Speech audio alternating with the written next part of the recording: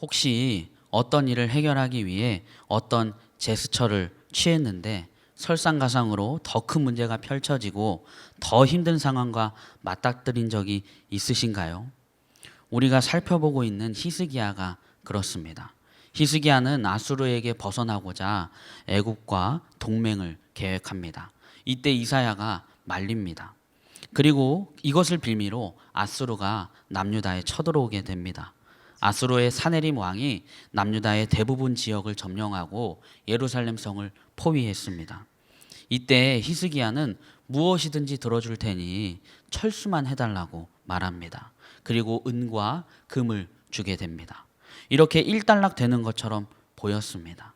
하지만 아수르의 사네림 왕이 랍사게 장군과 여러 장군에게 군대를 주고 라기스에서부터 예루살렘으로 올라가서 공격을 하게 합니다. 그리고 랍사게 장군이 하나님과 하나님을 믿는 히스기야를 백성들과 신하들이 있는 곳에서 공개적으로 모욕하고 비방합니다.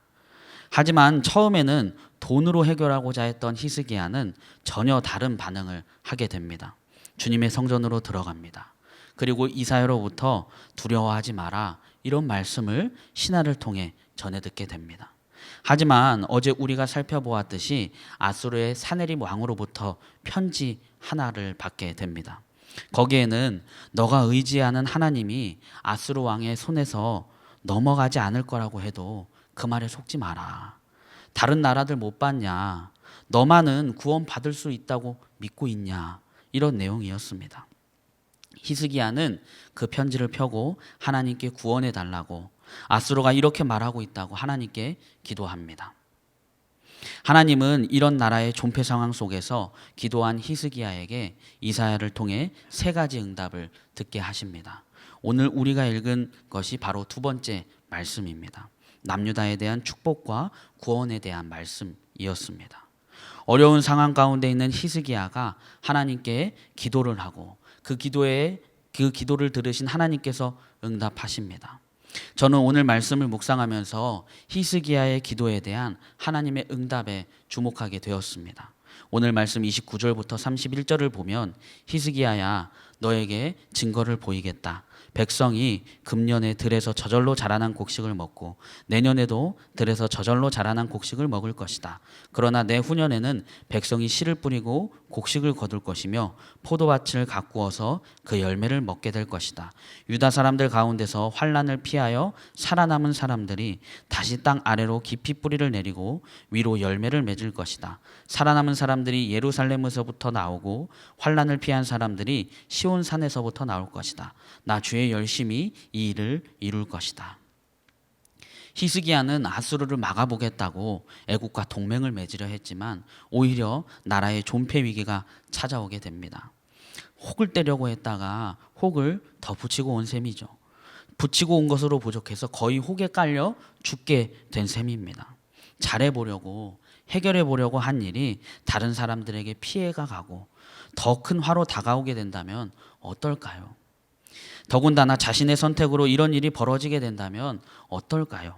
마음이 어려울 것 같습니다. 히스기야가 이런 상황에 처했습니다.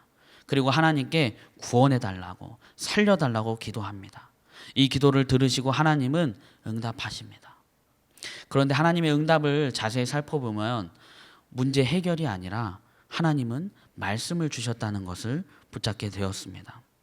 제가 히스기야였다면 어땠을까? 자신의 선택으로 아수르가 쳐들어와서 해결해 보려고 성전 기둥에 금을 긁어서 바치기도 하고 궁전 금고에 있는 은도 주기도 했는데 해결이 되지 않았습니다. 그리고 또 쳐들어와서 아수르 장군에게 모욕적인 말도 듣고 사네립 왕에게 협박 편지도 받고 지금 당장 내 눈앞에 아수르의 군대들이 있고 나라가 존폐 위기에 처해 있습니다. 이런 상황 속에서 하나님께 기도했습니다. 그리고 그 기도에 대한 응답으로 하나님의 응답을 듣게 됩니다. 어땠을까요?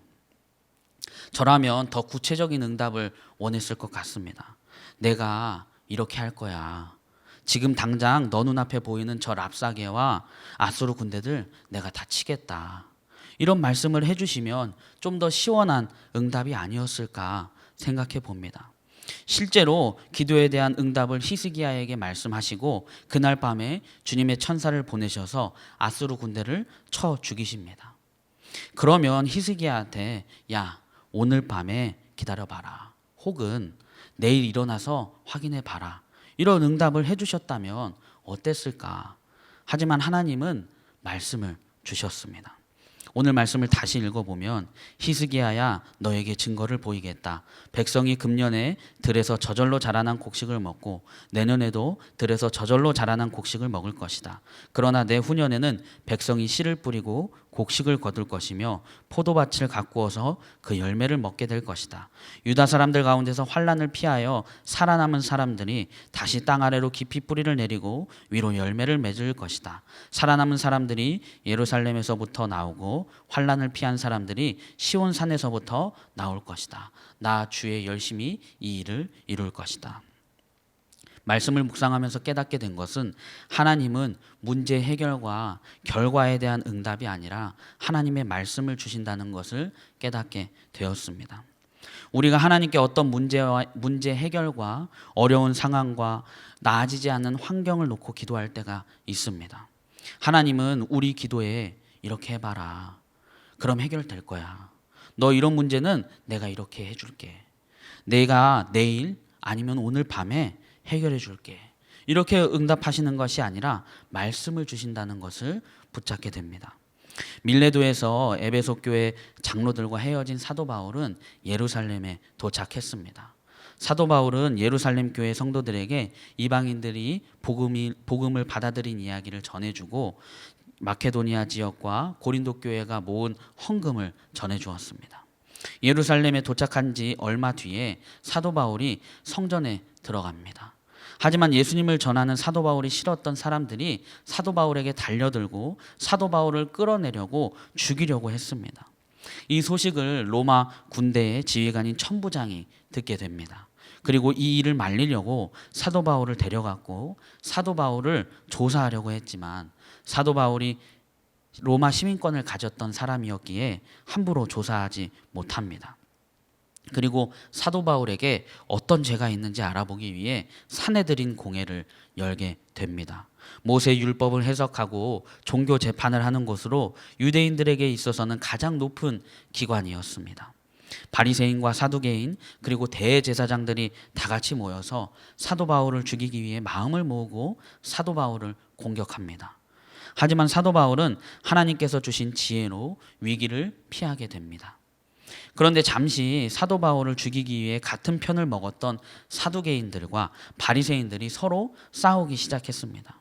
왜냐하면 사도 바울이 재판에서 나는 예수님의 부활을 전하다가 이곳에 잡혀왔다 이렇게 말했습니다.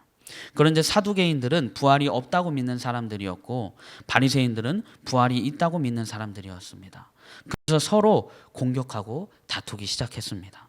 싸움이 점점 커지자 천부장은 사도 바울이 다칠까 봐 군인들로 호위해서 사도 바울을 빠져나오게 합니다. 그렇게 여러 힘든 하루를 겪게 된 사도 바울에게 주님께서는 말씀하십니다. 용기를 내라. 내가 예루살렘에서 나를 두고 증언한 것과 같이 로마에서도 증언해야 한다. 이렇게 말씀하시고 위로해 주십니다. 물론 사도 바울이 기도를 했다고는 기록되어 있지는 않습니다. 하지만 말씀을 전하기 위해 예루살렘으로 온 사도 바울 눈앞에 군대의 도움을 받기는 했지만 자신을 죽이려는 사람들이 눈에 불을 켜고 있고 사내들인 공회에 가서 재판을 받으러 가고 다툼을 보게 되고 다툼이 일어나는 것을 보게 되었습니다. 그런 사도 바울에게 주님께서는 말씀하십니다. 그날 밤에 주님께서 바울 곁에 서서 말씀하셨다. 용기를 내어라. 내가 예루살렘에서 나의 일을 증언한 것과 같이 로마에서도 증언하여야 한다. 사도 바울에게 말씀으로 용기를 주시고 로마에서 말씀으로 증언하라고 꿈까지 주시는 것을 보게 됩니다. 우리가 하나님께 문제 해결을 위해 기도하고 지금 내 힘든 상황과 환경에 대해 나아지게 해달라고 해결해 달라고 기도할 때가 있습니다. 저도 키가 크게 해달라고 기도했습니다. 하지만 하나님께서는 키를 크게 해주실 수 있으시지만 그렇게 하지 않으시고 아내를 만나게 하시고 이렇게 말씀하십니다. 내가 너 얼마나 아름답게 만들었는지 아냐? 내가 내 형상대로 너를 만들었다. 내가 너를 존귀하게 만들었다. 너는 내 걸작품이다. 이렇게 말씀하십니다. 어려운 상황과 환경에 있는 히스기야가 하나님께 구원해 달라고, 살려 달라고 기도합니다.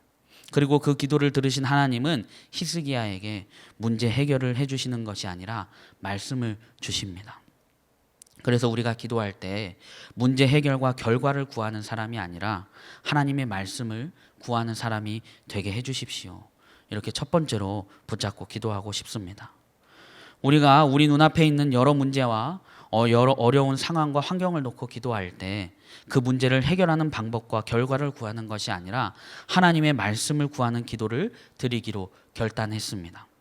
그럼 하나님의 말씀을 구하는 기도를 하는 우리에게 하나님께서는 말씀을 주실 것입니다. 그 말씀이 놀라운 은혜임을 고백하고 싶습니다. 오늘 말씀을 다시 읽어보면 히스기야야 너에게 증거를 보이겠다. 백성이 금년에 들에서 저절로 자라난 곡식을 먹고 내년에도 들에서 저절로 자라난 곡식을 먹을 것이다. 그러나 내후년에는 백성이 씨를 뿌리고 곡식을 거둘 것이며 포도밭을 가꾸어서 그 열매를 먹게 될 것이다. 유다 사람들 가운데서 환난을 피하여 살아남은 사람들이 다시 땅 아래로 깊이 뿌리를 내리고 위로 열매를 맺을 것이다. 살아남은 사람들이 예루살렘에서부터 나오고 환난을 피한 사람들이 시온 산에서부터 나올 것이다. 나 주의 열심히 이 일을 이룰 것이다.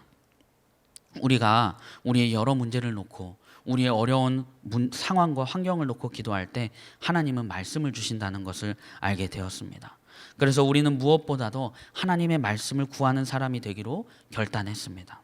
그럼 하나님께서 우리에게 주신 말씀을 우리가 어떻게 받아들여야 할까 생각해 보게 됩니다. 하나님께서는 우리에게 말씀을 주십니다. 그럼 그 말씀을 우리는 어떻게 받아들여야 하는가? 그냥 이런 말씀을 주셨구나 이렇게 해야 할까? 아니면 이게 은혜의 말씀이다 이렇게 붙잡아야 할까 질문하게 됩니다. 그러던 중에 페이스북으로 영상 하나를 보게 된 것이 생각이 났습니다. 26살 여성이 첫째 아이를 갖게 되었습니다. 그리고 낳았습니다. 하지만 3주 뒤에 안타까운 일이 일어나게 된 이야기였습니다.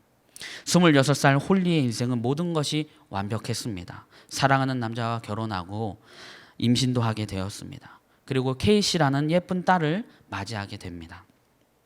그리고 3주 뒤에 홀리는 손가락 끝에서 얼얼한 통증을 느끼게 되고 급속도로 목 아래 전체가 마비되기 시작했습니다. 의사는 그녀에게 원인을 알 수 없는 희귀 난침병인 GBS라는 진단을 내리게 됩니다. 온몸이 마비되고 극심한 통증이 찾아오는 병이었습니다. 그녀는 말하는 능력도 잃어버려 어버버 웅얼웅얼거리기만 했습니다.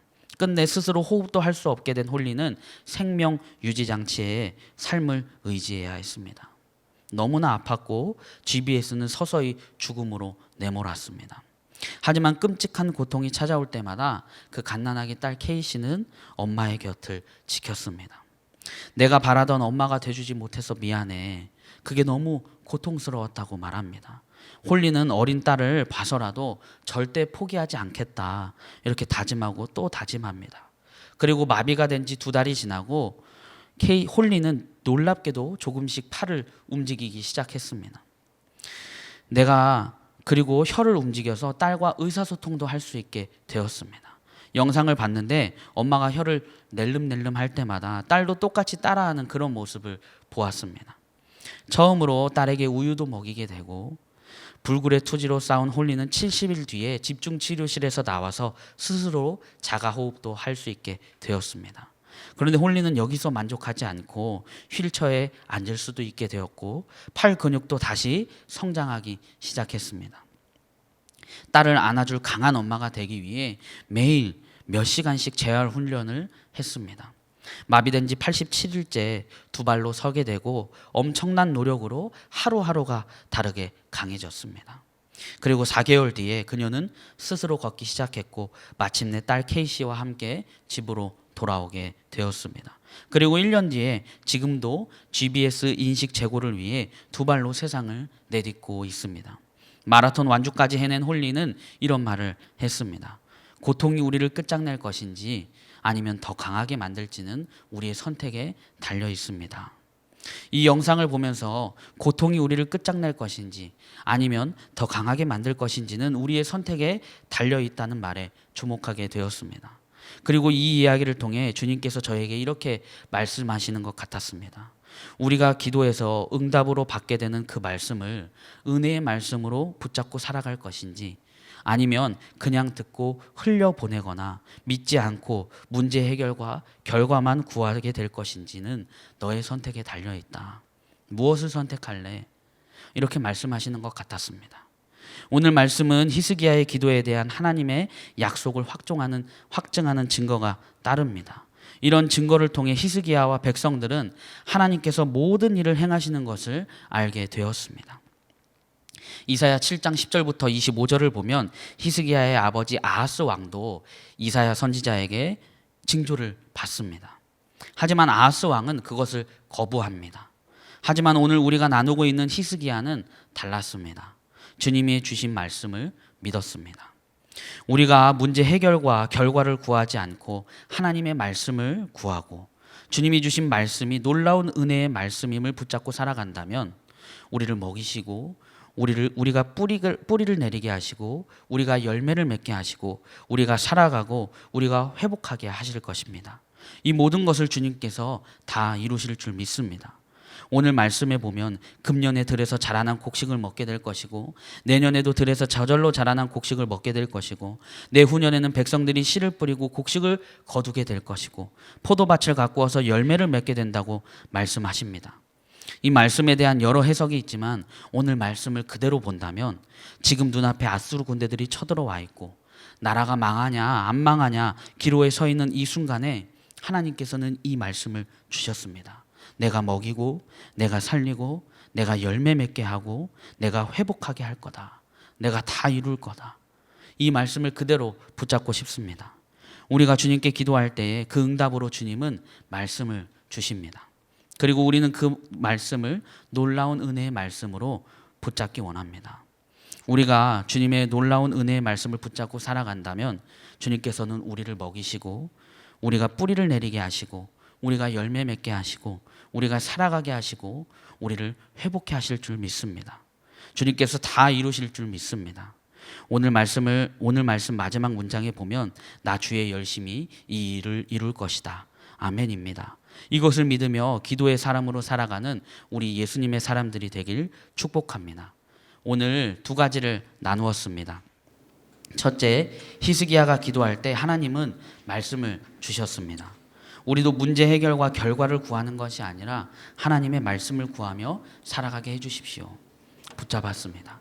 둘째, 우리가 기도해서 주님께서 우리에게 주신 놀라운 말씀이 놀라운 은혜임을 붙잡고 살아가게 해주십시오. 붙잡았습니다.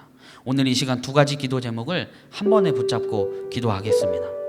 어려운 상황과 환경에 있는 히스기야가 하나님께 구원해 달라고 기도합니다.